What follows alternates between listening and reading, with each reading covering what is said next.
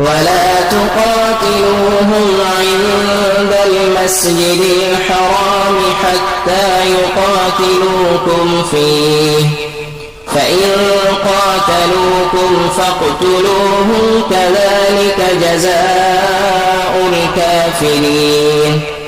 فإن انتهوا فإن الله غفور رحيم.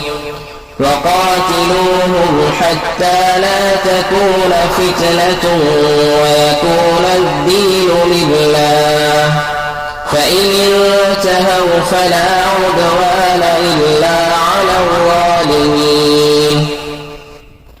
الشهر الحرام بالشهر الحرام والحرمات قصاص، فمن اعتدى عليكم فاعتدوا عليه بمثل ما اعتدى عليكم، واتقوا الله واعلموا أن الله مع المتقين.